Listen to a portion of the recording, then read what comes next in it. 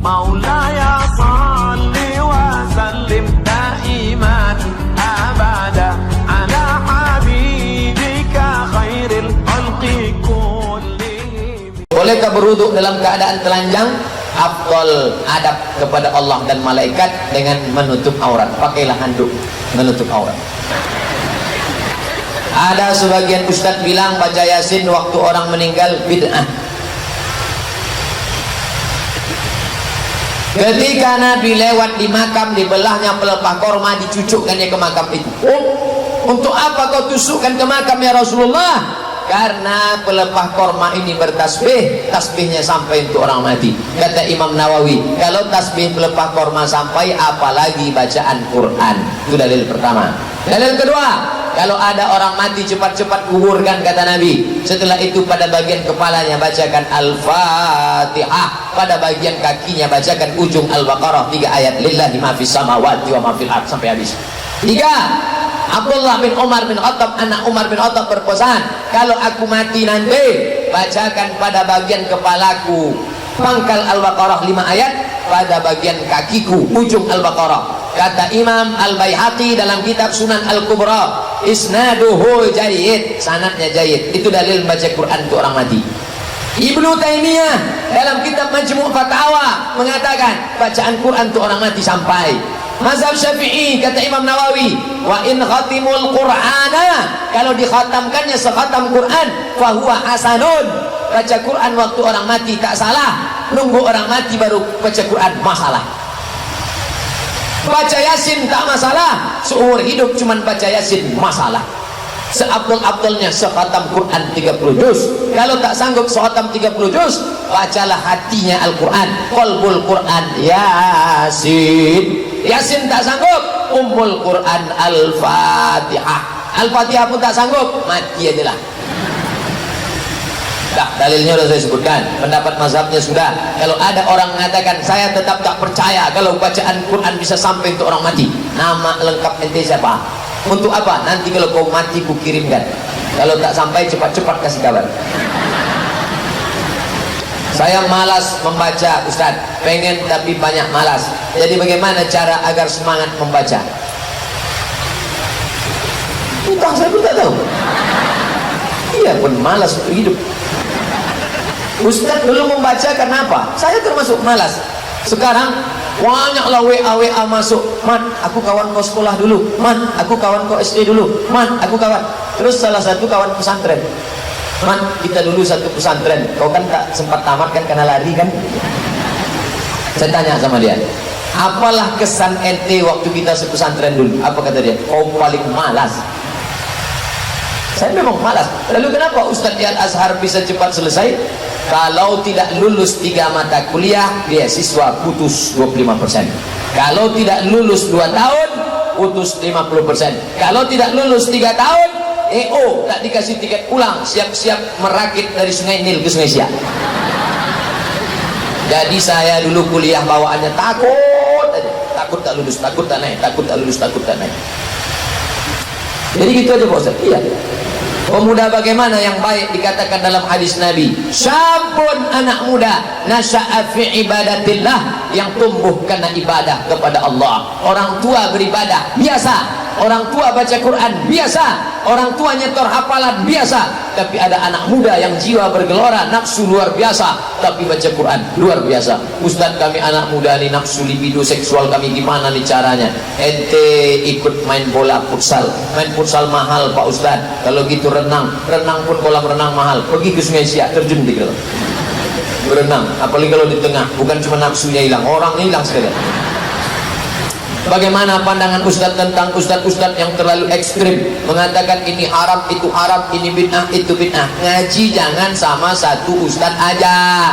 Ikut pengajian Ustadz Mustafa, ikut pengajian Ustadz Zulendri Rais, datang ke pengajian Dr. Mawardi Muhammad Saleh, Mufti Kota Pekanbaru, Dr. Mawardi Muhammad Saleh. Anda bertanya, Mufti menjawab setiap Senin, setiap Selasa di Masjid Ar-Rahman. Datang, tulis pertanyaan, tanya ke dia langsung. S1, S2, S3 Madinah, 13 tahun di Madinah, mengigaunya pun bahasa Arab. Itu Dr. Mawardi. Sama saya orang tak yakin. Siapa tuh? LCMA? Dari mana? Dari Mesir. Fir'aun. Tuh Dr. Mardi Muhammad Saleh, 13 tahun teman. Saya Upron Agung Wijaya, Fakultas Teknik. Saya mau nanya Pak, saya kan satu kos berdua, kawan saya itu malas sholat subuh. Pertanyaan saya, apakah kita wajib membangunkan teman saya? Kuntum khaira ummah, kalian ini umat terbaik. Kenapa disebut umat terbaik? Apakah karena bolak-balik ke Makkah? Apakah terbaik karena ganteng? Bukan. Ta'muruna bil ma'ruf, ajak buat baik, ajak dia buat baik. Nanti kalau saya bangunkan dia tersinggung, Pak Ustaz, setel lah jam 1 setel. Tak juga dia bangun, setel 1 jam lagi yang pakai lagu. Orang kaya mati, orang miskin mati, mahasiswa mati, dosen-dosen mati. Insya Allah bangun, mati juga. Kalau suami istri, baru ada hadisnya. Seorang suami memercikkan air ke wajah istrinya. Bangun! Itu kalau nikahnya udah 20 tahun. Tapi yang baru-baru nikah kemarin, wake up my honey, wake up my darling. Dibentangkannya lah sajadah. Masya Allah. Apa judul kita malam ini Kanda? Di bawah mihrab cinta. Ya Allah, memang anak Universitas Riau tapi bisa jadi imam. Majulah kau imam ke dunia akhirat. Memang tak salah ayahku dulu. Ada yang Minang datang pakai Pajero Sport, tak kami terima. Datang pakai Fortuner, tak kami terima. Tapi kau datang walaupun pakai Cup 70, kami terima. Allahu Akbar. Sampai salam tak berbunyi. Abang kenapa tak berbunyi? Abang biasanya imam di kampus Undri, cuman sholat zuhur sama asar aja. Kalau maghrib sama isya ada imam tetap. Rupanya dapat imam silent. Syukur kepada Allah. Jangan bersyukur ibu dapat suami mau jadi imam. Di zaman edan sekarang, suami pecandu narkoba, pezina, tiba-tiba dapat imam mau membangunkan. Luar biasa ya Allah. Aku bersyukur kepada engkau, kau kirimkan seorang alumni Universitas Riau yang bisa jadi imamku. Masalah dia tak berbunyi, tak aku permasalahkan ya Allah. Insya Allah lama-lama berbunyi juga nanti. Ustadz, sebagaimana yang kita tahu, seorang suami punya kewajiban pada istri. Ustadz kan seorang suami. Gimana cara Ustadz menjalankan tugas mengajar di kampus? Ya, saya tetap mengajar di kampus. Bisa dicek di kampus. Lalu kemudian apalagi? Menulis buku. Kita jangan mematok diri, saya harus tidur 8 jam. Kalau tidak tidur 8 jam, saya akan sakit. Kita sendiri yang buat badan kita sakit. Maka kita mengatur manajemen waktu. Kita dulu dididik manajemen waktu. Di Mesir harus begini. Di Mesir kami bukan masak lagi. Kenapa tak beli makanan aja? Tak lalu masakan Arab. Di Maroko masak kami. Maka mengatur waktu ini dari dulu sudah dijaga. Tidur tak boleh lewat, nanti tak lulus, nanti mata kuliah. Maka harus ada manajemen waktu. Atur dengan baik sempurna. Maka insya Allah kita sendiri yang mengatur. Al waktu kasaib, waktu macam pedang. Illam taqta, kalau tak kau potong dengan kegiatan, qata'aka, dia akan memotong engkau. Datang kemari jam 7.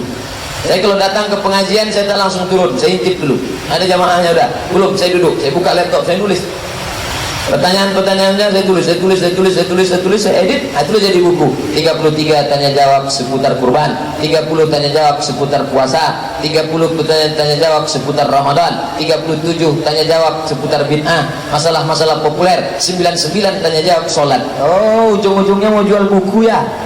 Buku saya gratis, download gratis, buka Play Store, tulis Somad LC, enter, dapat download semuanya.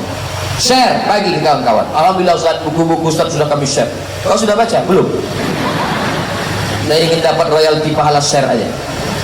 Di zakat fitrah kita wajib bayar, baik laki-laki perempuan, dewasa anak-anak. Di sini anak-anak kenapa diwajibkan? Anak tak wajib, bapaknya. Bapaknya membayarkan anaknya. Kalau dia tak mau bagaimana? Jangan lahir sebelum takdir.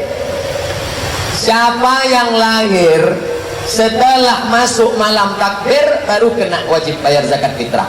Pas azan maghrib, Allahu Akbar, Allahu Akbar, lahir dia baru kena zakat fitrah.